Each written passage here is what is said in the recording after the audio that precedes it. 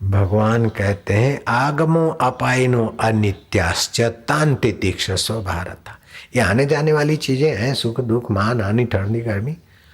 ठंडी ऐसा तो नहीं बोलते मैं ठंडी हूं अथवा ठंडी मुझ में है। ठंडी आई है लगती है, गर्मी आई है लगती है। ऐसे ही चिंता आई है लगती है, काम आया है लगता है, क्रोध आया है लगता है। लगता है जाना तो उसका प्रभाव घट जाएगा। काम आए और घुट भर पानी पी के जंप मारो, काम आया और विकारी पड़ता। ओम मरियम आए नमः। अरे माँ देवता पितृ देवताओं में सब में श्रेष्ठ माने जाते। भगवान ने कहा अरे माँ तो मेरा स्वरूप है। अरे माँ जी का जप करने से काम विकार में शांति मिलती। रात को सोते समय बिस्तर पर माँ का नाम उंगली से लिखकर सोए, ओम मरियम आए नमः जप करे तो विकारों में शांति मिलती। सर्वांगासन करके श्वास बाहर निकाले, योनि को सकोचे 10-20 बार धक्के तो वीर्य ऊपर को आता है। एक एक उपाय है इनका। विकार मुझ में है, चिंता मुझ में है, पाप मुझ में है, ये गलती छोड़ दो। जान लो कि ये मुझ में नहीं, ये आने जाने वाले मैं मुझ में कहकर इन गुंडों को, इन डकैतों को घर में बिठा रखा हूं।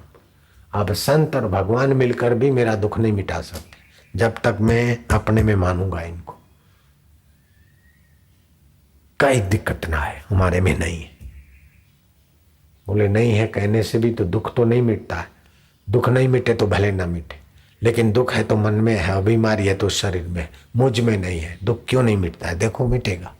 जितना दृढ़ता से मानोगे उतने वो बूंदू हो जाएंगे, तुम बलवान हो जाओगे। एक छोटी सी कहानी। भगवान कृष्ण और भीम रात्रि को घने जंगल में रात गुजारने के लिए वारा बांध दिया। पहला पहर भीम जगेगा, दूसरे पहर श्री कृष्ण चौकी करेंगे। भीम तो भीम गदा रखी कुल्ले पे, जय श्री कृष्ण बड़ा चक्कर मारे। श्री कृष्ण सोए, इतने में एक व्यक्ति आया। क्यों रे भीम के बच्चे, है जीवान संभाल के बोल, नहीं तो तू क्या कर देगा। है तू मत बोल। तू कहां से आया रे भूत? बोले मैं भूत हूं कि तू भूत है? भीम भूत। बोले भीम को भूत कहने वाले तू भूत। बोले तू तू तू तू करते करते आपस में वाक्य युद्ध हुआ। और जैसे जैसे भीम चिढ़ता जाए ऐसे ऐसे वो चिढ़ाते जाए, और जैसे जैसे चिढ़ाते जाए वैसा वैसा वो सामने वाला जो व्यक्ति था बलवान होता गया, बलवान होता गया। आखिर उसने कहा भीम तेरे को भी अगर अपनी गदा पर और बल पर गर्व है तो आजा, दो दो हाथ हो जाए। अरे बोले मेरे को चैलेंज करने वाले, चैलेंज शब्द उसमें नहीं लिखा है, मेरे को ललकारने वाले आजा आजा तो महाराज। हाथापाई हुई, मल्ल युद्ध, धाड़ धाड़ धाड़।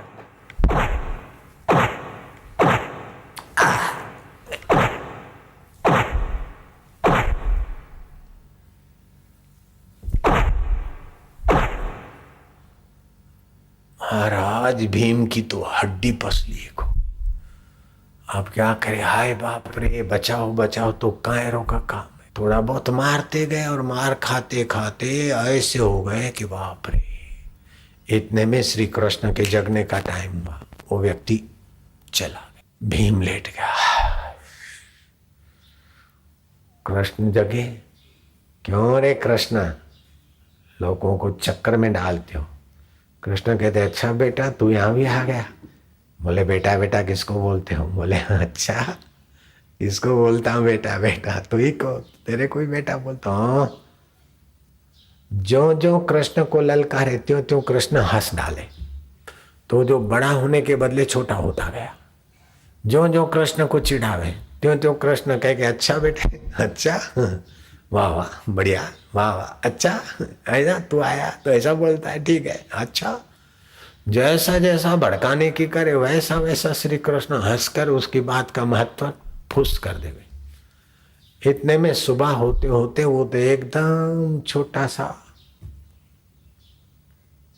मॉडल बन गया। मॉडल श्री कृष्ण का लल्ला बैठ मेरे पीतांबर में, आओ बैठो बेटे।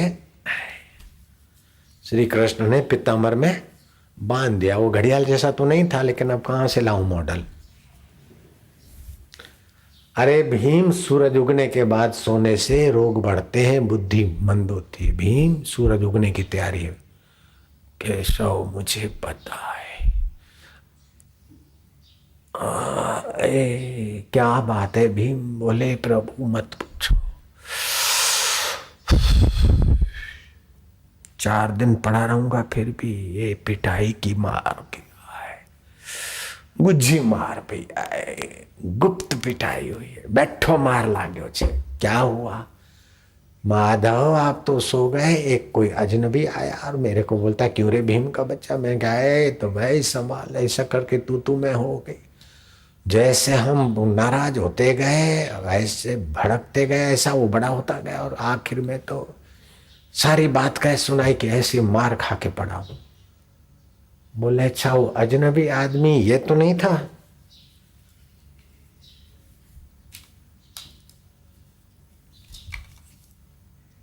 बोले यही था। अरे बे इतना छोटा कैसे हो गया? सिर नीचे करके।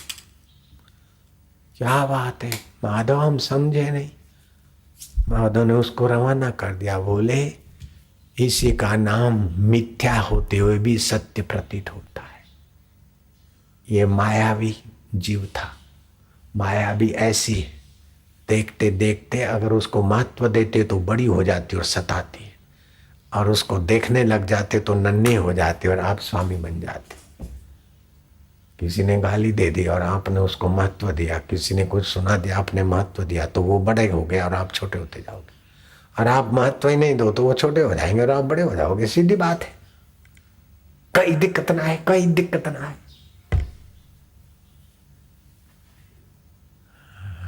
मेरे घर में किसी ने टूना टोटका कर दिया, हमारे ऊपर किसी ने जादू कर दिया, लोग हम पर जलते, जलने वाले जलते रहे हैं, जादू वाले करते रहे। तेरे पास जादू की लकड़ी है ना?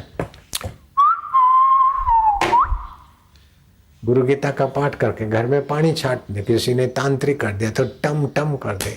हमारे दुश्मन बहुत है कि गुरु जी की भगवान की आरती कर ले, ये सब उनका प्रभाव अपने आप ठुस हो जाएगा और तो अपना मौज में रहे।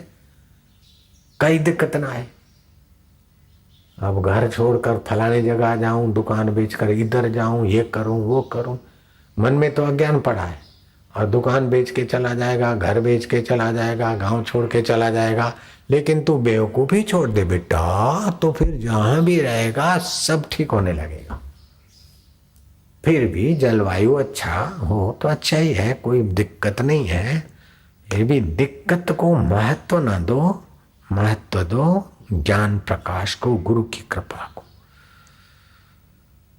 तो जो कृतघ्न नहीं है, गुणचोर नहीं है और सद्गुरु और भगवान का भक्त है, उसके लिए अपने आत्मा को जानने जैसा और परम ज्ञान, परम हितकारी और कोई साधन नहीं है।